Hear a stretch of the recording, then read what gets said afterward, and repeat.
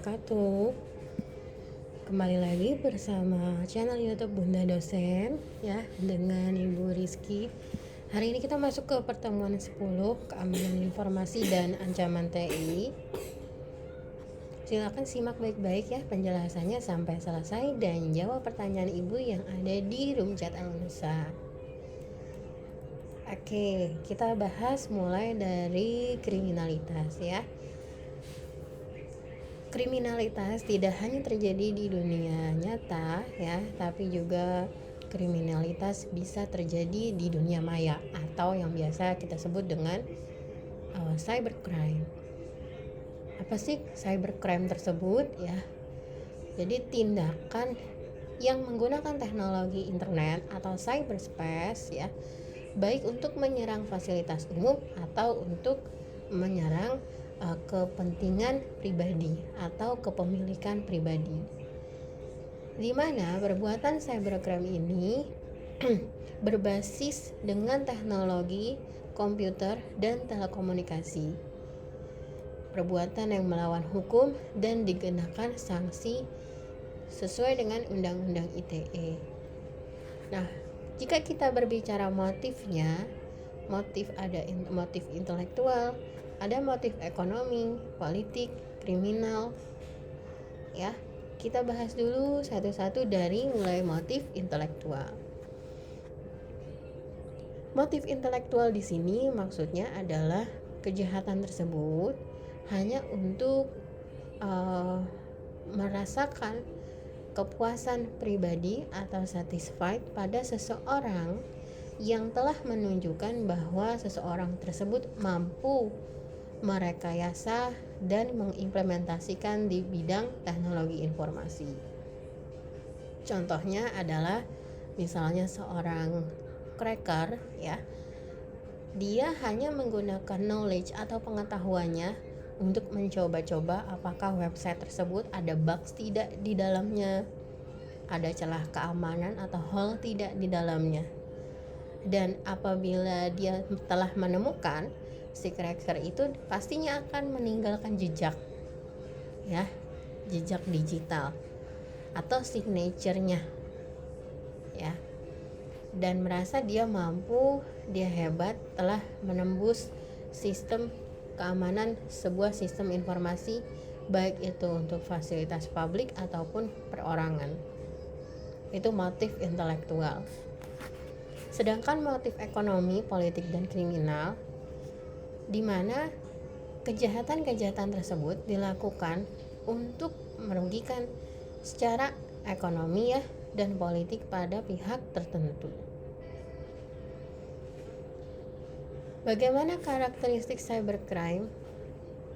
Kita lihat dari ruang lingkupnya, kemudian dari sisi sifat kejahatan tersebut, pelaku kejahatan, modus dan jenis kerugian yang ditimbulkan. Ruang lingkup kejahatan, yang dimaksud ruang lingkup di sini adalah lingkungannya ya. Cybercrime itu seringkali dilakukan bisa secara nasional, bisa melintasi batas negara, atau misalnya batas negara, yurisdiksi secara hukum negara terhadap yang berlaku di negara tersebut ya, di mana orang-orangnya berlalu lalang tanpa identitas atau yang disebut dengan anonimus untuk melakukan berbagai aktivitas kejahatan yang tak tersentuh oleh hukum. Sifat kejahatan cybercrime itu sendiri bersifat non-violence, di mana tidak menimbulkan kekacauan yang mudah terlihat. Jadi, jika dia sudah berhasil melakukan sesuatu, menemukan bugs atau celah keamanan tertentu, biasanya si korban tersebut mereka tidak sadar bahwa mereka sedang ada masalah ya, sehingga mereka tidak melakukan tindakan yang cepat untuk penanganan masalah tersebut.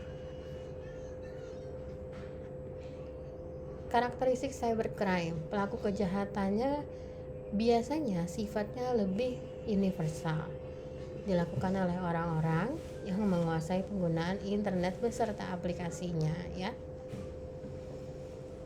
Dan modus kejahatan ini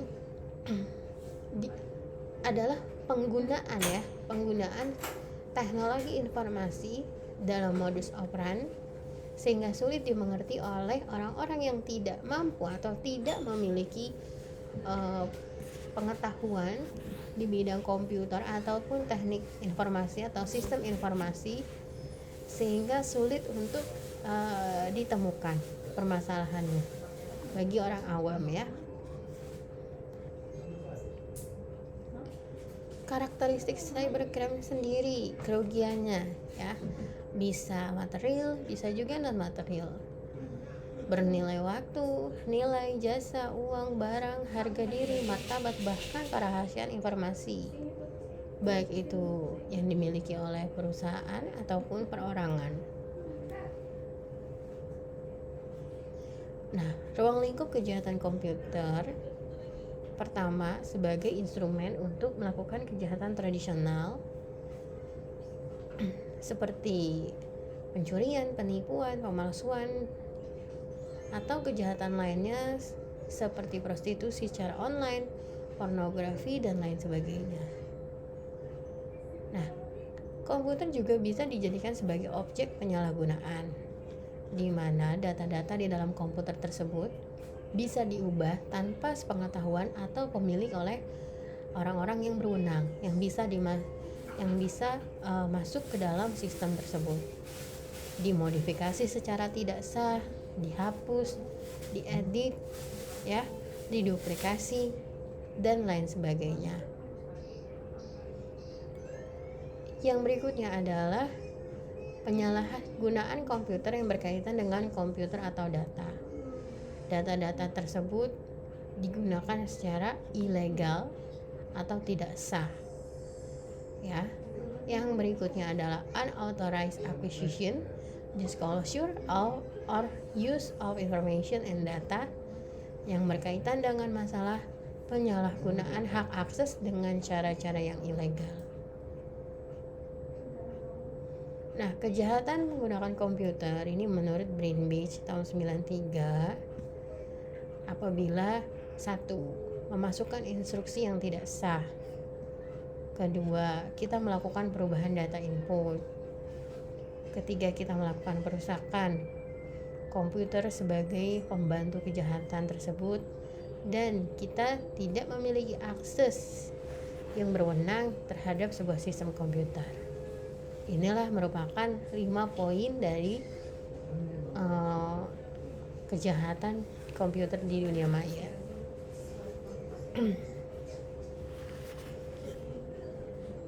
Dengan berkembangnya penggunaan komputer, juga berkembangnya internet sampai dengan saat ini, muncullah ancaman-ancaman terhadap penggunaan internet. Ini menurut Bernstein tahun 96.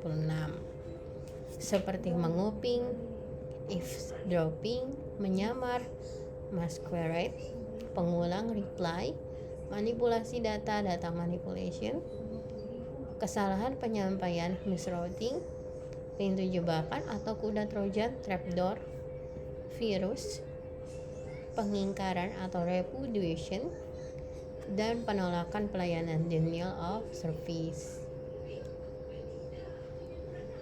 Terdapat beberapa kendala di internet akibat lemahnya sistem keamanan komputer.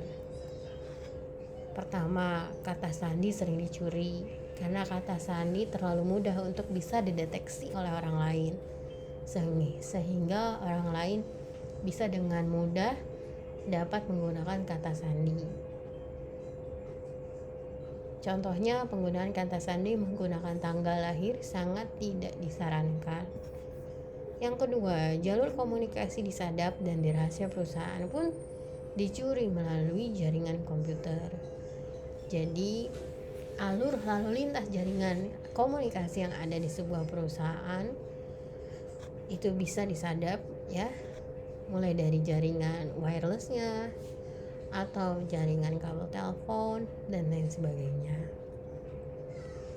Lalu sistem informasi dimasuki penetrate oleh pengacau intruder ya, server jaringan dikirim data dalam ukuran sangat besar sehingga sistem macet atau sistem lumpuh atau down ya, di mana sebuah jaringan dikirimi paket data yang bertubi-tubi dalam kurun waktu tertentu sehingga server tidak bisa lagi merespon dari permintaan atau perintah-perintah tersebut sehingga server menjadi down.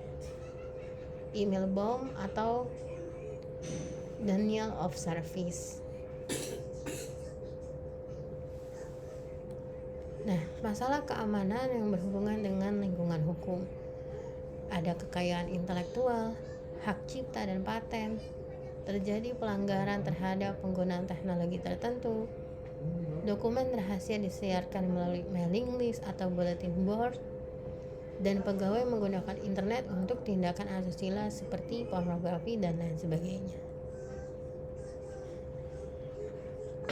Nah, sekarang kita bahas sistem yang berkaitan dengan celah masalah keuangan dan e-commerce. Ya, di mana data keuangan dapat dicuri atau diubah, dana atau kas disalahgunakan, pemalsuan uang, dan seorang berpura-pura sebagai orang lain untuk melakukan transaksi atas nama orang lain, seperti yang terjadi saat ini di sebuah situs jual beli secara online ya. Misalnya ada penjualan tanah, penjualan mobil. Nah, si korban ini tidak menyangka bahwa dia ternyata berinteraksi secara langsung dengan orang yang tidak bertanggung jawab. Orang yang tidak bertanggung jawab tersebut melakukan manipulasi seolah-olah keluarganya, kakak, adik, dan lain sebagainya. Ya, kita perlu waspada untuk hal-hal yang seperti itu. Lalu apa sih faktor penyebab cybercrime ini muncul? Pertama dari segi teknis ya. Teknologi internet kan saat ini sangat sekali muncul secara unpredictable dan sangat tidak terbatas ya. Sehingga menjadikan dunia ini begitu sempit ya, begitu dekat. Kita saling terhubung jaringan, bahkan tidak hanya di dalam negeri, di luar negeri pun sangat mudah dilakukan. Kemudian tidak meratanya penyebaran teknologi menjadikan yang satu lebih kuat daripada yang lain. Contoh misalnya adalah di wilayah tertentu yang agak pedalaman, yang internetnya belum ada ya, sangat jompang sekali dengan sistem perkotaan yang sudah memiliki internet. Kemudian dari segi sosioekonomi, di mana isu-isu global kemudian dihubungkan dengan kejahatan keamanan jaringan atau security network. Sebagai komoditi ekonomi, banyak negara yang tentunya sangat membutuhkan perangkat keamanan jaringan tersebut.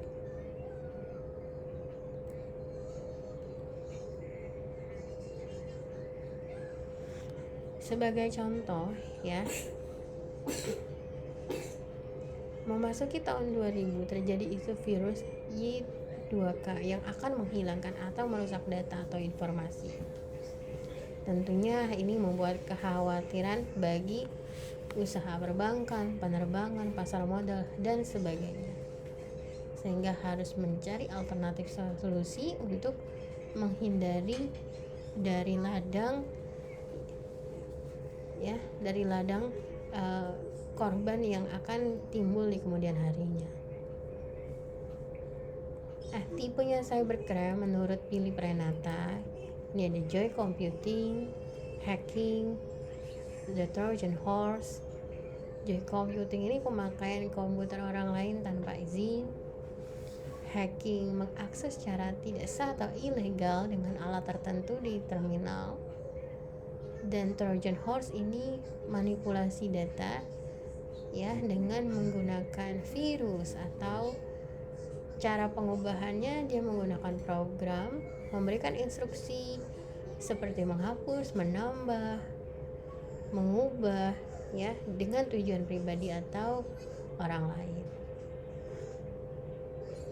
data leakage, data diddling, the first state, data communication, and software piracy. Data leakage ini menyangkut pembocoran data keluar, terutama data yang harus dirahasiakan, data-data yang sifatnya untuk kepentingan militer negara tertentu, ya contohnya. Kemudian data diddling, ini data yang valid diubah secara tidak sah atau ilegal dengan mengubah input atau output datanya. First state data communication ini adalah penyanyian data komputer. Software piracy ini pembajakan software. Karena pembajakan software saat ini sudah dilindungi oleh HKI, ya, hak intelektual, hak kekayaan intelektual. Modus kejahatan cybercrime di Indonesia ini menurut Roy Suryo, ya, seperti pencurian nomor kartu kredit ataupun CCTV-nya, memasuki, memodifikasi atau merusak homepage atau hacking, penyerangan situs atau email melalui virus atau spam. Nah, kasus cybercrime yang sering terjadi menurut As'ad Yusuf, pencurian nomor kartu kredit, pengambil alihan situs web milik orang lain, pencurian akses internet yang sering dialami oleh ISP, kejahatan nama domain, ya. Contohnya misalnya dulu pernah terjadi domain klikbca.com, K-nya harusnya semua hurufnya kecil semua, K-nya ini menjadi huruf besar, ya, sehingga korban itu tidak ngeh kalau ternyata domainnya salah, sedangkan korban telah memasukkan data-data pribadi mereka seperti username, password untuk mengakses rekeningnya. Kemudian persaingan bisnis dengan menimbulkan gangguan bagi situs saingannya, ya. Nah, jenis cybercrime ada jenis aktivitas, motif kegiatan, dan sasaran kejahatan. Jenis cybercrime berdasarkan aktivitas, unauthorized access, ya, illegal content, penyebaran virus, data forgery, cyber espionage, sabotage and extortion, cyber stalking. Ada carding, bermain kartu, ya, contohnya misalnya dia menggunakan data-data kartu kredit kita, ya, secara ilegal, tidak bertanggung jawab. Hacking dan cracking, cyber squatting and typo squatting, hijacking, cyber terrorism. Nah, jenisnya berdasarkan motif kegiatan, ada yang tindakan murni kriminal, ada cybercrime sebagai kejahatan yang abu-abu.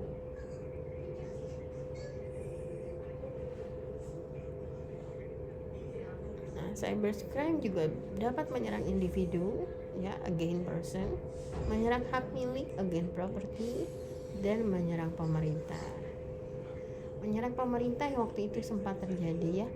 Jadi masih di tahun 2024 atau 2025 ada sebuah kementerian yang datanya dipegang oleh hacker luar negeri, ya. Hacker tersebut meminta sejumlah dana, mengancam bahwa kalau datanya ingin kembali, ya, maka kementerian ini harus membayarkan sejumlah uang yang diminta. Sedangkan pihak kementerian juga tidak punya backup data, selama ini tidak melakukan pembackupan data terhadap apa yang mereka kerjakan. Nah, ini cybercrime against government. Nah, bagaimana sih penanggulangan cybercrime? Pertama, mengamankan sistem, penanggulangan secara global, perlunya cyber law, dan perlunya dukungan lembaga khusus. Ya, oke, baik.